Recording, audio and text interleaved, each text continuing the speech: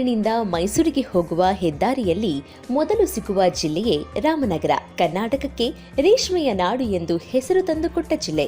ಅನೇಕ ಚಾರಣ ಪ್ರಿಯರಿಗೆ ಮೆಚ್ಚಿನ ಜಿಲ್ಲೆಯಾಗಿರುವ ರಾಮನಗರ ಎತ್ತರದ ಬೆಟ್ಟಗಳಿಂದ, ನಿಸರ್ಗ ರಮಣೀಯ ಸ್ಥಳಗಳಿಂದ, ಕೋಟೆ ಕೊತ್ತಲಗಳಿಂದ, ಐತಿಹಾಸಿಕ ಸ್ಮಾರಕಗಳಿಂದ ಕಂಗೊಳಿಸುತ್ತಿದೆ. ಮೊದಲು ಬೆಂಗಳೂರು ಜಿಲ್ಲೆಗೆ ಸೇರಿದ್ದು 1986ರ ನಂತರ ಬೆಂಗಳೂರು ಗ್ರಾಮಾಂತರ ಜಿಲ್ಲೆಗೆ ಸೇರಿ ನಂತರ 2006ರಲ್ಲಿ ಬೆಂಗಳೂರು ಗ್ರಾಮಾಂತರ ಜಿಲ್ಲೆಯಿಂದ ವಿಭಜಿಸಲ್ಪಟ್ಟು ರಾಮನಗರ ಜಿಲ್ಲೆಯಾಗಿ ರೂಪುಗೊಂಡಿತು. ರಾಮನಗರದಲ್ಲಿ ಗೊಂಬೆನಾಡು ಎಂದು ಪ್ರಸಿದ್ಧಿಯಾಗಿರುವ ಚನ್ನಪಟ್ಟಣ ತಾಲೂಕಿದೆ. ಚನ್ನಪಟ್ಟಣ ಎಂದ ಕೂಡಲೇ ನೆನಪಾಗುವ ಈ ಬಣ್ಣ ಬಣ್ಣದ ಗೊಂಬೆಗಳು ತನ್ನ ವಿಶಿಷ್ಟ ಕೆತ್ತನೆ, ಆಕರ್ಷಕ ಬಣ್ಣ, ವಿನ್ಯಾಸಗಳಿಂದ ದೇಶ ವಿದೇಶಗಳ ಪ್ರವಾಸಿಗರನ್ನು ಆಕರ್ಷಿಸುತ್ತಲೇ ಬರುತ್ತಿದೆ. ತನ್ನದೇ ಆದ ಬ್ರ್ಯಾಂಡ್ ನೇಮ್ ಪಡೆದುಕೊಂಡಿರುವುದರಿಂದ ಚನ್ನಪಟ್ಟಣದ ಗೊಂಬೆಗಳು ಹೊರದೇಶಗಳಿಗೂ ರಫ್ತಾಗುತ್ತಿವೆ.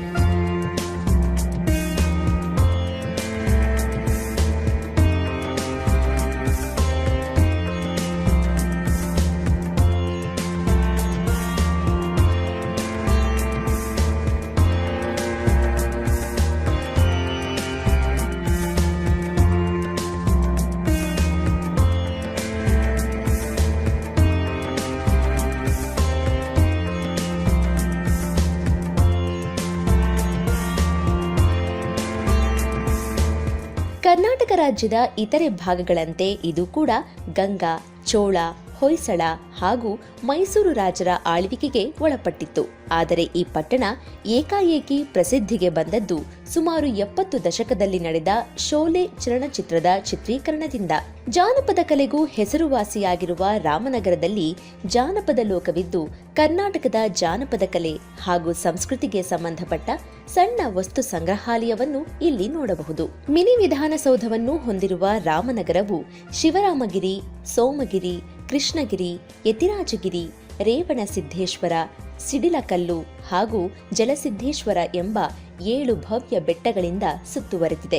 ಇಲ್ಲಿ ರೇಷ್ಮೆಯನ್ನು ಹೆಚ್ಚಾಗಿ ಬೆಳೆಯುವುದರಿಂದ ಈ ಊರು ರೇಷ್ಮೆ ನಗರವೆಂದು ಹೆಸರುವಾಸಿ. ವಿಶ್ವವಿಖ್ಯಾತ ಮೈಸೂರು ರೇಷ್ಮೆ ಸೀರೆಗಳನ್ನು ರಾಮನಗರದ ರೇಷ್ಮೆಯನ್ನು ಬಳಸಿಯೇ ನೇಯಲಾಗುತ್ತದೆ. ರೇಷ್ಮೆ ಹುಳುಗಳಿಂದ ದೊರೆತ ರೇಷ್ಮೆ ಗೂಡುಗಳಿಂದ ಗುಣಮಟ್ಟದ ರೇಷ್ಮೆ ನೂಲುಗಳನ್ನು ಉತ್ಪಾದಿಸಲು ಗುಣಮಟ್ಟದ ಪ್ರಗತಿಗೊಂಡ ವಿವಿಧ ನೂಲು ಬಿಚ್ಚಾಣಿಕೆ ಯಂತ್ರಗಳ ಅವಶ್ಯಕತೆ ಇರುತ್ತದೆ. ರೈತರಿಗೆ ಈ ಯಂತ್ರಗಳನ್ನು ಸುಲಭವಾಗಿ ಕೈಗೆಟುಕುವ ದರದಲ್ಲಿ ಸಿಗುವಂತೆ ಮಾಡಲು ರೇಷ್ಮೆ ಇಲಾಖೆಯು ಹಲವು ಯೋಜನೆಗಳನ್ನು ಕೈಗೊಂಡಿದೆ. ಇದರ ಕುರಿತು ತಜ್ಞರಿಂದ ಈಗ ಸಂಪೂರ್ಣ ಮಾಹಿತಿ.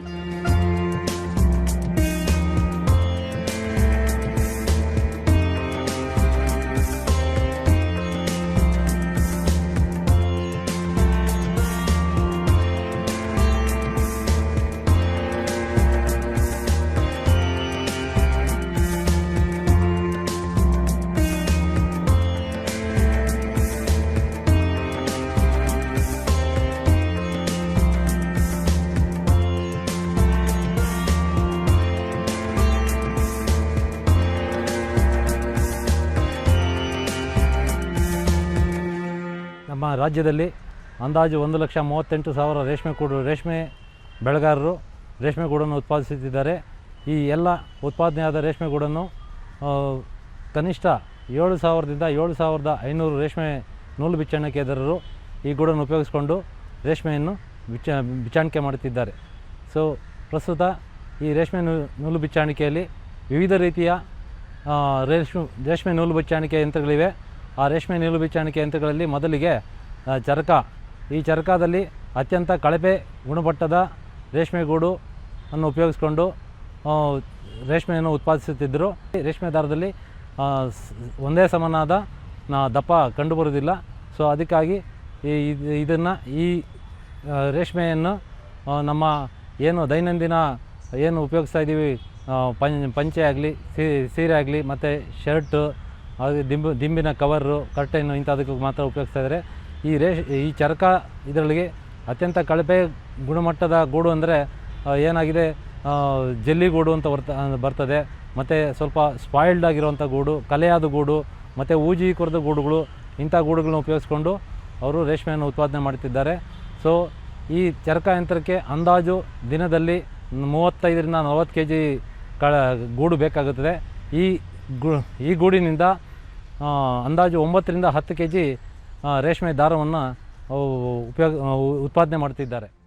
ಸ್ವಯಂ ಚಾಲಿತ ನೂಲು ಬಿಚ್ಚಾಣಿಕೆ ಯಂತ್ರದ ಘಟಕ ಸ್ಥಾಪನೆಗೆ ರೇಷ್ಮೆ ಇಲಾಖೆಯಿಂದ ದೊರೆಯುವ ಸಹಾಯಧನದ ವಿವರ ಹೀಗಿದೆ. ನೂಲು ಬಿಚ್ಚಾಣಿಕೆ ಯಂತ್ರದಲ್ಲಿ ಒಂದಾದ ಸ್ವಯಂ ಚಾಲಿತ ನೂಲು ಬಿಚ್ಚಾಣಿಕೆ ಯಂತ್ರದ ಕುರಿತ ಒಂದು ಪುಟ್ಟ ವರದಿ ಈಗ ನಿಮಗಾಗಿ.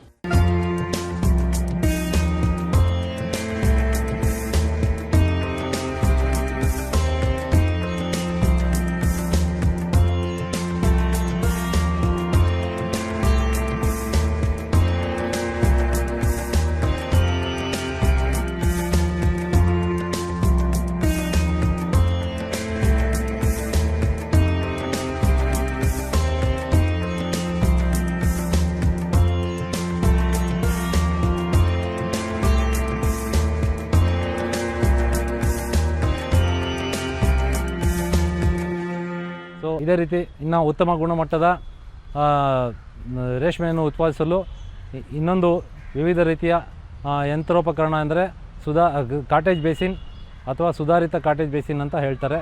ಈ ಸುಧಾರಿತ ಕಾಟೇಜ್ ಬೇಸಿನ್ನಲ್ಲಿ ಮಿಶ್ರತಳಿ ಗೂಡನ್ನು ಬಳಕೆ ಮಾಡಿಕೊಂಡು ನಮ್ಮ ಏನು ರೇಷ್ಮೆ ದಪ್ಪ ಅಂತ ಹೇಳ್ತಾರೆ, ಡೀನಿಯರ್ ಅಂತ ಹೇಳ್ತಾರೆ, ಆ ಡೀನಿಯರಲ್ಲಿ ಉತ್ತಮ ಗುಣಮಟ್ಟದ ರೇಷ್ಮೆಯನ್ನು ಉತ್ಪಾದನೆ ಮಾಡ್ತಾಯಿದ್ದಾರೆ. ಇದರಲ್ಲಿ ಅಂದಾಜು ಪ್ರತಿದಿನ 75ರಿಂದ 90 ಕೆ ಜಿ ಗೂಡು ಬೇಕಾಗುತ್ತೆ. ಸೊ ಇದರಲ್ಲಿ 10ರಿಂದ 15 ಕೆ ಜಿ ಕಚ್ಚಾ ರೇಷ್ಮೆಯನ್ನು ಉತ್ಪಾದನೆ ಮಾಡ್ತಾಯಿದ್ದಾರೆ. ಸೊ ಈ ರೇಷ್ಮೆ ಉತ್ಪಾದನೆ ಮಾಡೋದಕ್ಕೆ 2 ರೀತಿಯ ಯಂತ್ರಗಳು ಸುಧಾರಿತ ಕಾಟೇಜ್ ಬೇಸಿನಲ್ಲಿ ಲಭ್ಯವಿದೆ. ಅದರಲ್ಲಿ 36 ಕೊನೆಗಳುಳ್ಳ ಒಂದು ಸುಧಾರಿತ ಕಾಟೇಜ್ ಬೇಸಿನ್ ಹಾಗೂ 48 ತುದಿಗಳುಳ್ಳ ಸುಧಾರಿತ ಕಾಟೇಜ್ ಬೇಸಿನ್ ಇದೆ. ಸೊ ಇವುಗಳಲ್ಲಿ ಅಂದಾಜು ಕನಿಷ್ಠ ಅಂದರೆ ಪ್ರತಿದಿನಕ್ಕೆ 10ರಿಂದ 15 ಕೆ ಜಿ ರೇಷ್ಮೆಯನ್ನು ಉತ್ಪಾದನೆ ಮಾಡುತ್ತೇವೆ. ಇದೇ ರೀತಿ ಇನ್ನು ಹೆಚ್ಚಿನ ಉತ್ತಮ ಗುಣಮಟ್ಟದ ರೇಷ್ಮೆಯನ್ನು ಉತ್ಪಾದನೆ ಮಾಡಲು ನಮ್ಮಲ್ಲಿ ನಮ್ಮ ಕೇಂದ್ರೀಯ ರೇಷ್ಮೆ ಸಂಶೋಧನಾ ಸಂಸ್ಥೆಯಿಂದ ಹೊರತಂದಿರುವಂಥ ಒಂದು ಮಲ್ಟಿ ಆ್ಯಂಡ್ ಡ್ರಿಲ್ಲಿಂಗ್ ಮಿಷಿನ್ ಲಭ್ಯವಿದೆ. ಸೊ ಈ ಮಿಷಿನಲ್ಲಿ ವಿಶೇಷತೆ ಏನೆಂದರೆ ಯಾವುದೇ ಒಂದು ಕೊನೆಯಲ್ಲಿ ಒಂದು ರೇಷ್ಮೆ ದಾರ ಕಟ್ಟಾದರೆ ಅದನ್ನು ಮಾತ್ರ ನಾವು ನಿಲ್ಲಿಸ್ಕೊಂಡು ಅದಕ್ಕೆ ಟೈಮ್ ಮಾಡಿ ನಾವು ತಿರುಗಿ ರೇಷ್ಮೆಯನ್ನು ಉತ್ಪಾದನೆ ಮಾಡ್ಬೋದು. ಹಾಗೂ ಅದೇ ರೀತಿ ಇದರಲ್ಲೂ ಕೂಡ 2 ರೀತಿಯ ವಿವಿಧ ಯಂತ್ರಗಳಿವೆ. ಅದರಲ್ಲಿ ಒಂದು 6 ಬೇಸಿನ್ ಘಟಕ ಅಂತ ಹೇಳ್ತಾರೆ ಹಾಗೂ ಇನ್ನೊಂದು 10 ಬೇಸಿನ್ ಘಟಕ ಅಂತ ಹೇಳ್ತಾರೆ. ಈ 6 ಬೇಸಿನ್ ಘಟಕದಲ್ಲಿ ಅಂದಾಜು 36 ಕೊನೆಗಳಿರ್ತವೆ, ಇನ್ನೊಂದರಲ್ಲಿ ಅಂದಾಜು 60 ಕೊನೆಗಳಿರ್ತದೆ. ಸೊ ಕನಿಷ್ಠ ಅಂದರೆ ಈ ಪ್ರತಿದಿನ ಇದರಲ್ಲಿ 100ರಿಂದ 155 ಕೆ ಜಿಯ ರೇಷ್ಮೆ ಗೂಡನ್ನು ಉಪಯೋಗಿಸ್ಕೊಂಡು ಕಚ್ಚಾ ರೇಷ್ಮೆಯನ್ನು ಉತ್ಪಾದಿಸಿದರೆ ಇದಕ್ಕೆ ಪ್ರತಿದಿನ ಏನಿಲ್ಲ ಅಂದ್ರೂ 15ರಿಂದ 22 ಕೆ ಜಿ ತನಕನೂ ಇದರಲ್ಲಿ ಉತ್ಪಾದನೆ ಆಗುತ್ತೆ. ಇದು ಏನಿದೆ ನಮ್ಮ ಹಳೆಯ ಯಂತ್ರಗಳಿದಾವಲ್ಲ, ಸುಧಾರಿತ ಕಾಟೇಜ್ ಬೇಸಿನ್ ಹಾಗೂ ಚರಕಾಗಿನ ಉತ್ತಮ ರೀತಿಯ ಗುಣಮಟ್ಟದ ರೇಷ್ಮೆ ಉತ್ಪಾದನೆ ಆಗ್ತಾಯಿದೆ.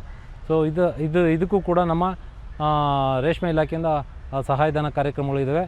ಹಾಗೂ ಅದೇ ರೀತಿ ಏನಂದರೆ ನಮ್ಮ ಏನು ಇವಾಗ ಉತ್ಪಾದನೆ ಮಾಡ್ತಾಯಿದೆ ಇದು ಅಂತಾರಾಷ್ಟ್ರೀಯ ಗುಣಮಟ್ಟದ ನಮ್ಮ ಏನಂದರೆ ಚೈನಾ ದೇಶದಲ್ಲಿ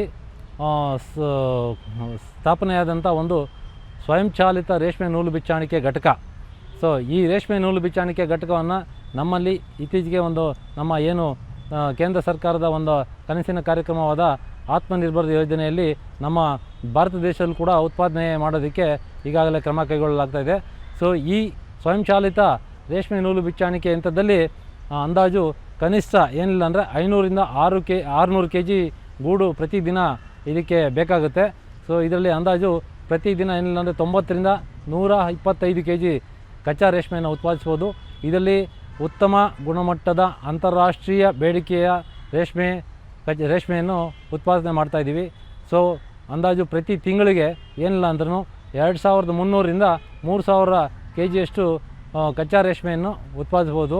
ಇದರಲ್ಲಿ ಈ ವಿವಿಧ ರೀತಿಯ ಉತ್ತಮ ಗುಣಮಟ್ಟದ ಕಚ್ಚಾ ರೇಷ್ಮೆ ಲಭ್ಯವಾಗುತ್ತೆ. ಅದರಲ್ಲಿ ಎ ಗ್ರೇಡ್ ಅಂತಿದೆ, 2A grade, 2A grade, 3A grade ಹಾಗೂ 4A ಗ್ರೇಡ್ ಕಚ್ಚಾ ರೇಷ್ಮೆಯನ್ನು ಕೂಡ ಉತ್ಪಾದಿಸ್ಬೋದು. ಸೊ ಇದಕ್ಕೂ ಕೂಡ ನಮ್ಮ ರೇಷ್ಮೆ ಇಲಾಖೆಯಿಂದ ಹಲವಾರು ಸಹಾಯಧನ ಕಾರ್ಯಕ್ರಮಗಳನ್ನ ನಾವು ಆಯೋಜಿಸ್ಕೊಂಡಿದ್ದೀವಿ.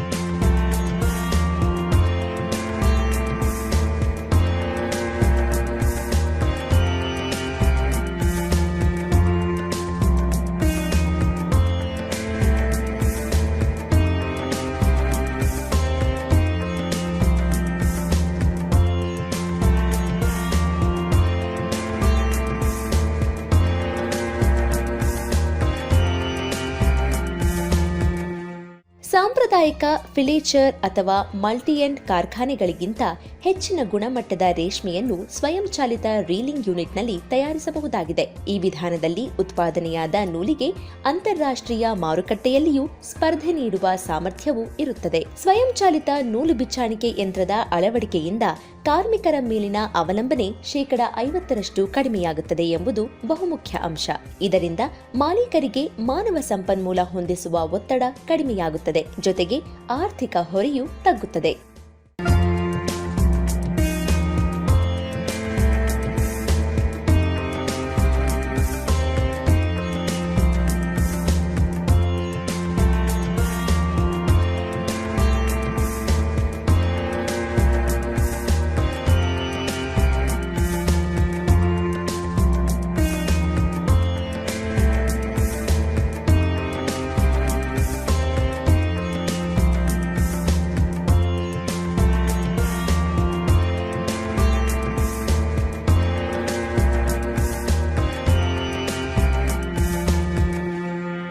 ಅಂತಾರಾಷ್ಟ್ರೀಯ ಗುಣಮಟ್ಟದ ರೇಷ್ಮೆ ಬೆಳೆಯುವುದಲ್ಲದೆ ಇದಕ್ಕೆ ಉತ್ತೇಜನವಾಗುವುದು ಏನಂದರೆ ಏನು ಲೇಬರ್ ವೆಚ್ಚವನ್ನು ಕಡಿಮೆ 40% ಲೇಬರ್ ವೆಚ್ಚವನ್ನು ನಾವು ಕಡಿಮೆಗೊಳಿಸ್ಬೋದು ಹಾಗೂ ಅಧಿಕ ಇಳುವರಿಯನ್ನು ಪಡಿಬೋದು, ಆರ್ಥಿಕ ಲಾಭವನ್ನು ಹೆಚ್ಚುಗೊಳಿಸ್ಬೋದು ಹಾಗೂ ಏನಂದರೆ ನಮ್ಮ ಏನು ಈ ಸ್ವಯಂಚಾಲಿತ ರೇಷ್ಮೆ ನೂಲು ಬಿಚ್ಚಾಣಿಕೆ ಘಟಕದ ಮಾಲೀಕರಿಗೆ ಉತ್ತಮ ಆದಾಯವನ್ನು ಕೂಡ ನಾವು ತರ್ಬೋದು.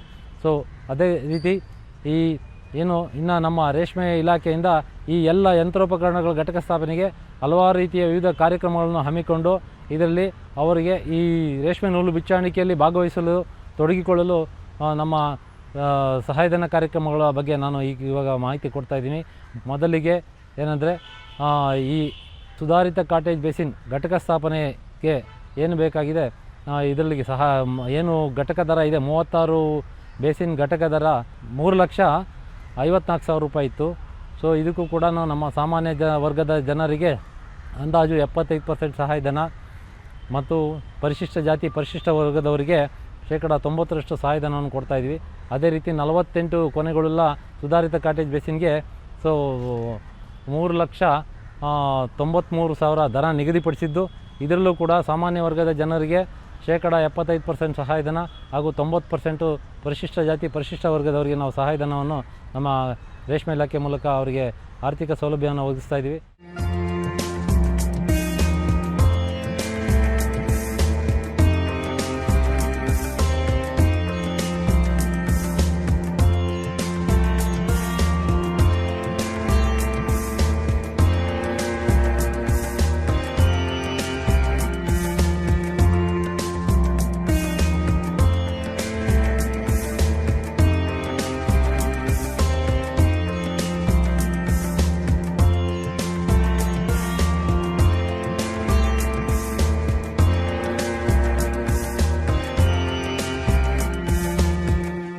ಸ್ವಯಂಚಾಲಿತ ನೂಲು ಬಿಚ್ಚಾಣಿಕೆ ಯಂತ್ರದಿಂದ ತೆಗೆಯುವ ರೇಷ್ಮೆಗೆ ಕೆಜಿಗೆ ಅಂದಾಜು 200 ರೂಪಾಯಿಯಿಂದ 300 ರೂಪಾಯಿ ಲಾಭ ದೊರೆಯುತ್ತದೆ. ಪ್ರತ್ಯೇಕ ಎಳೆಯಾಗಿರುವ ರೇಷ್ಮೆ ದಾರವನ್ನು ಟ್ವಿಸ್ಟಿಂಗ್ ಮಾಡಿದರೆ ಈ ಸ್ವಯಂಚಾಲಿತ ನೂಲು ತೆಗೆಯುವ ಯಂತ್ರದಲ್ಲಿ ಡೀನಿಯಲ್ ಇಂಡಿಕೇಟರ್ ಎಂಬ ನೂಲಿನ ಸಾಮರ್ಥ್ಯ ಮತ್ತು ಗುಣಮಟ್ಟ ಗುರುತಿಸುವ ಅತ್ಯಾಧುನಿಕ ವ್ಯವಸ್ಥೆಯೇ ಇದೆ. ಇದರಿಂದ ರೇಷ್ಮೆ ದಾರದ ಗುಣಮಟ್ಟವನ್ನು ನಿಖರವಾಗಿ ತಿಳಿಯಬಹುದು.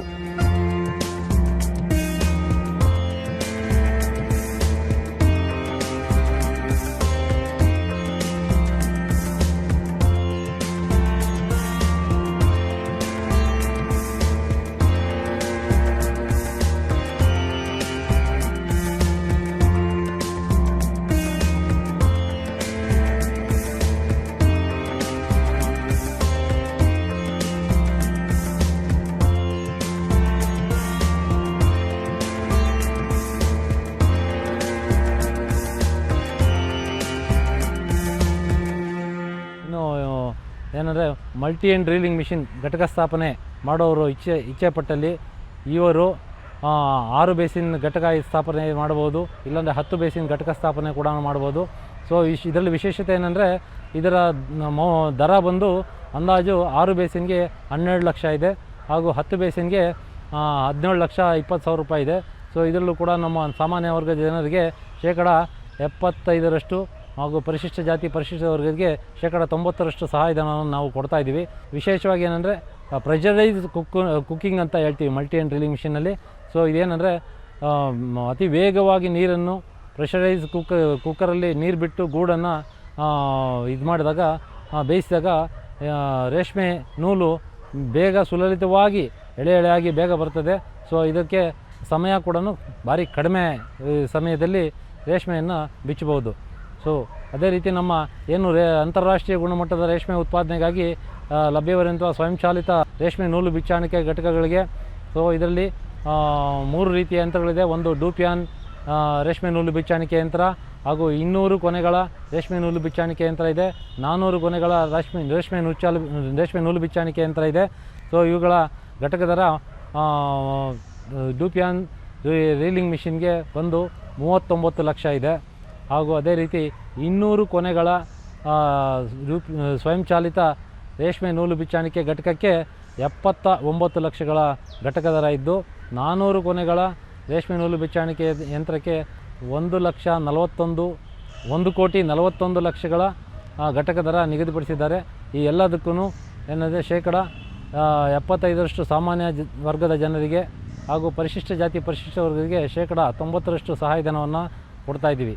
ಸೊ ಹಾಗೂ ಅದೇ ರೀತಿ ಇನ್ನು ಇದಕ್ಕೆ ಬೇಕಾದಂಥ ಅಗತ್ಯ ಪರಿಕರಗಳು ಏನಂದರೆ ಸೋಲಾರ್ ವಾಟರ್ ಹೀಟರ್ ಮತ್ತು ಬಾಯ್ಲರ್ ಹಾಗೂ ಜನ್ರೇಟ್ರ್ ಹಾಗೂ ಇನ್ನು ಬೇಕಾಗಿರ್ತ heat recovery unit, pupa processing unit ಇಂಥದಕ್ಕೆಲ್ಲನೂ ನಮ್ಮ ರೇಷ್ಮೆ ಇಲಾಖೆಯಿಂದ ಸಹಾಯಧನ ಕಾರ್ಯಕ್ರಮಗಳನ್ನು ಹಮ್ಮಿಕೊಂಡು ನಾವು ಇದಕ್ಕೆ ಸಹಾಯಧನವನ್ನು ನೀಡ್ತಾ ಇದ್ದೀವಿ.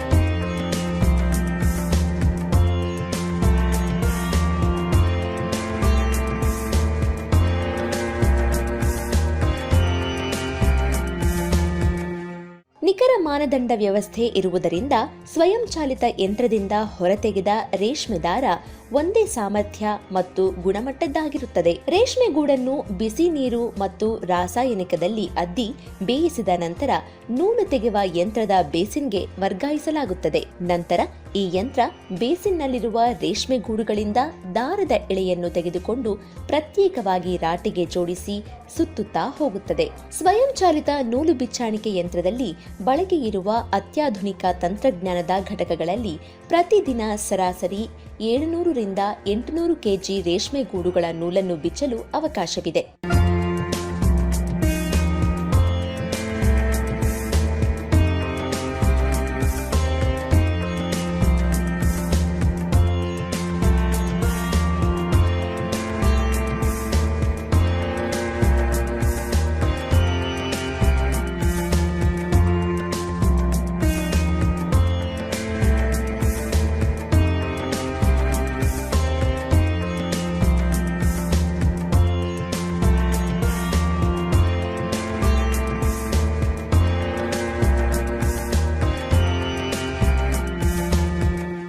ಸುಧಾರಿತ ಕಾಟೇಜ್ ಬೇಸಿನ್ ಮತ್ತು ಮಲ್ಟಿ ಆ್ಯಂಡ್ ಡ್ರಿಲ್ಲಿಂಗ್ ಮಿಷಿನ್ ಯೂನಿಟ್ಗಳ ಘಟಕ ಸ್ಥಾಪನೆಗೆ ಅಗತ್ಯವಾಗಿ ಬೇಕಿರುವಂಥ ಪ್ರತ್ಯೇಕವಾದ ರೀಲಿಂಗ್ ಶೆಡ್ ಇದನ್ನು ಕೂಡ ನಿರ್ಮಾಣ ಮಾಡುವಂಥವ್ರು ಇಚ್ಛೆ ಇದ್ದಲ್ಲಿ ಅವ್ರಿಗೂ ಕೂಡ ಏನಂದರೆ ಇದರಲ್ಲಿ 3 ರೀತಿಯ ವಿವಿಧ ಅಳತೆಯ ರೀಲಿಂಗ್ ಶೆಡ್ಗಳಿವೆ.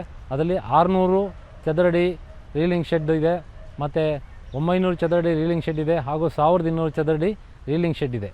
600 ಚದರಡಿ ರೀಲಿಂಗ್ ಶೆಡ್ಗೆ ಘಟಕ ದರ ಬಂದು 3,60,000 ರೂಪಾಯಿ ನಿಗದಿಪಡಿಸಿದ್ದು, ಇದರಲ್ಲಿ ಸಾಮಾನ್ಯ ವರ್ಗದವರಿಗೆ 1,80,000 ರೂಪಾಯಿ ಹಾಗೂ 90% ಪರಿಶಿಷ್ಟ ಜಾತಿಯವರಿಗೆ ನಾವು ಸಹಾಯಧನವನ್ನು ನೀಡ್ತಾ ಇದ್ದೀವಿ. ಅದೇ ರೀತಿ 5,40,000 ಇರೋಂಥ ಘಟಕ ದರದಲ್ಲಿ ಶೇಕಡ 50% ಸಾಮಾನ್ಯ ವರ್ಗ ಜನರಿಗೆ ಸಹಾಯಧನ ಹಾಗೂ ಪರಿಶಿಷ್ಟ ಜಾತಿ ಪರಿಶಿಷ್ಟ ವರ್ಗರಿಗೆ ಶೇಕಡ 90% ಸಹಾಯಧನವನ್ನು ನೀಡ್ತಿದ್ದೀವಿ.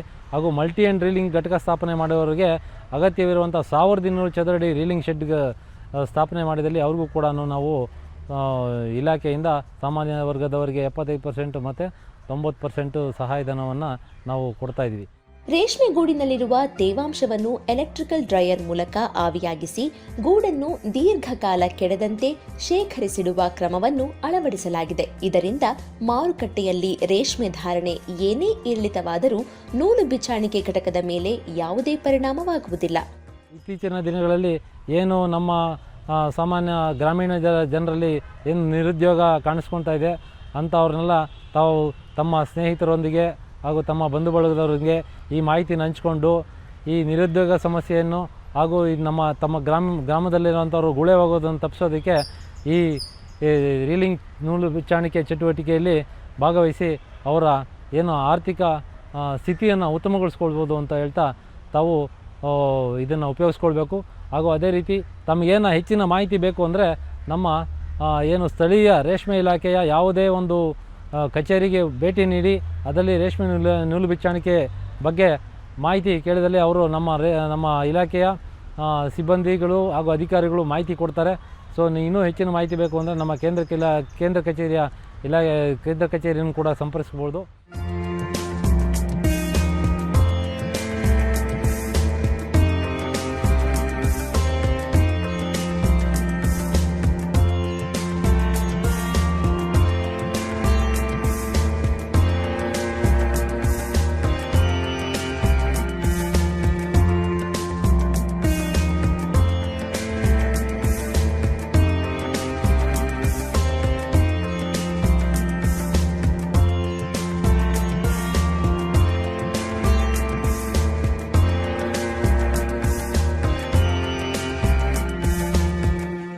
ಸ್ವಯಂಚಾಲಿತ ನೂಲು ಬಿಚ್ಚಾಣಿಕೆ ಯಂತ್ರದಿಂದ ಅತ್ಯುನ್ನತ ಗುಣಮಟ್ಟದ ರೇಷ್ಮೆ ನೂಲಿನ ಉತ್ಪಾದನೆ ಸಾಧ್ಯ. ಸಂಪೂರ್ಣ ವೈಜ್ಞಾನಿಕ ವಿಧಾನದ ಬಿಚ್ಚಾಣಿಕೆಯಿಂದ ಹೊರಬರುವ ರೇಷ್ಮೆ ನೂಲು ಗುಣಮಟ್ಟದಲ್ಲಿ ಉತ್ಕೃಷ್ಟವಾಗಿರುವುದರಿಂದ ತಜ್ಞರು ತಿಳಿಸುವಂತೆ ರೈತರು ರೇಷ್ಮೆ ಇಲಾಖೆಯಿಂದ ದೊರೆಯುವ ಯೋಜನೆಯನ್ನು ಸದುಪಯೋಗ ಪಡಿಸಿಕೊಂಡು ಪ್ರಗತಿ ಹೊಂದಬಹುದಾಗಿದೆ.